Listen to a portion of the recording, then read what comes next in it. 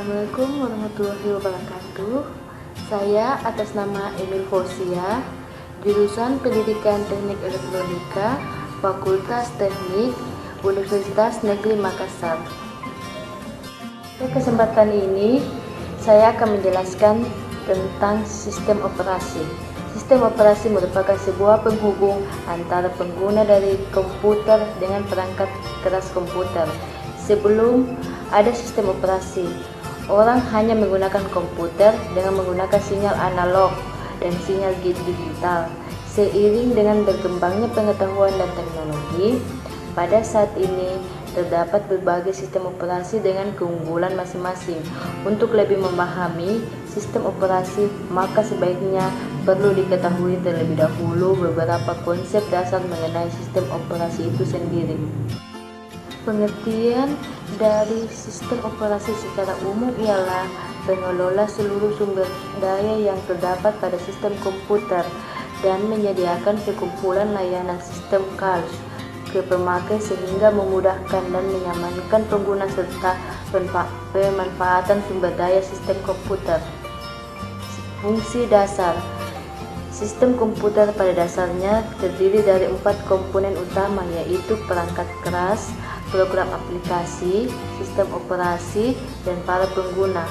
Sistem operasi berfungsi untuk mengatur dan mengawasi penggunaan perangkat keras oleh berbagai program aplikasi serta para pengguna.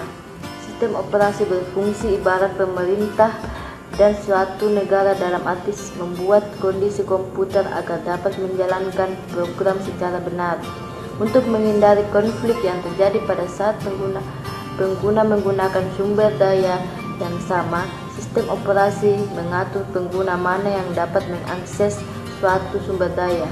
Sistem operasi juga sering disebut reverse allocator, salah satu fungsi untuk menghindari kekeliruan atau error dan penggunaan komputer yang tidak perlu. Berikutnya, saya akan menjelaskan tentang sejarah sistem operasi. Berikut penjelasannya. Sejarah sistem operasi. 1. Generasi pertama 1945 sampai 1955. Generasi pertama merupakan awal perkembangan sistem komputasi elektronik sebagai pengganti sistem komputasi mekanik. Hal itu disebabkan kecepatan manusia untuk menghitung terbatas dan manusia sangat mudah untuk membuat kecerobohan, keliruan, bahkan kesalahan. Pada generasi ini belum ada sistem operasi, maka sistem komputer diberi instruksi yang harus dikerjakan secara langsung.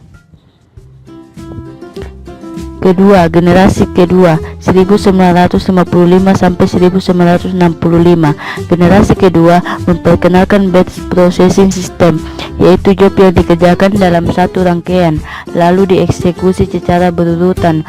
Pada generasi ini sistem komputer belum dilengkapi sistem operasi, tetapi beberapa fungsi sistem operasi telah ada. Contohnya fungsi sistem operasi ini VMS dan IBSCS. Generasi ketiga 1965 sampai 1980. Pada generasi ini perkembangan sistem operasi dikembangkan untuk melayani banyak pemakai sekaligus, di mana para pemakai interaktif berkomunikasi lewat terminal secara online ke komputer.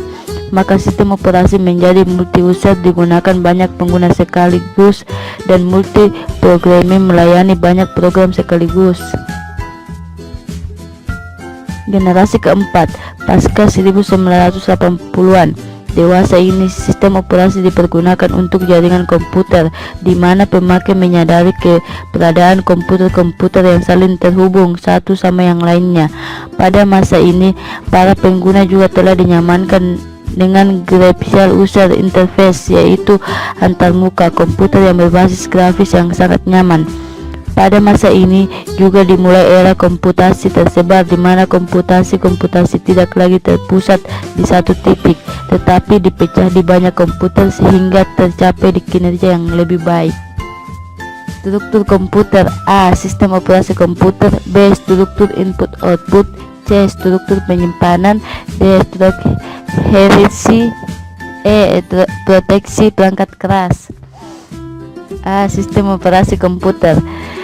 Sistem komputer multiguna terdiri dari CPU serta sejumlah device controller yang dihubungkan melalui bis yang menyediakan akses ke memori. Setiap device controller bertugas mengatur perangkat yang tertentu, contohnya disk drive, audio device, dan video display. CPU dan device controller tak dapat dijalankan secara bersamaan. Namun demikian, diperlukan mekanisme sinkronisasi untuk mengatur akses ke memori. Pada saat pertama kali dijalankan atau pada saat boot, terdapat sebuah program awal yang mesti dijalankan. Program awal ini disebut program bootstrap. Program ini berisi semua aspek dari sistem komputer, mulai dari register CPU, device controller, sampai isi memori. B. Struktur input-output. Bagian ini akan membahas struktur input-output, interupsi input-output, dan DMA serta perbedaan dalam penanganan interupsi. 1. Interupsi input-output. 2. Struktur DMA. C. Struktur penyimpanan. Program komputer harus berada di memori utama, biasanya RAM. Untuk dapat dijalankan, memori utama adalah satu-satunya tempat penyimpanan yang dapat diakses secara langsung oleh prosesor. Idealnya, program dan data secara keseluruhan dapat disimpan dalam memori utama secara permanen. Namun demikian, hal ini tidak mungkin karena 1. Ukuran memori utama relatif kecil untuk dapat penyimpanan data dan program secara keseluruhan. B. Memori utama bersifat relatif tidak bisa menyimpan secara permanen. Apabila komputer dimatikan, maka data yang tersimpan di memori utama akan hilang. D. Storage hierarchy. Dalam storage hierarchy, struktur data yang bisa tampil dalam level berbeda dari sistem penyimpanan. Sebagai contoh, interest A berlokasi pada bekas B yang ditambahkan 1.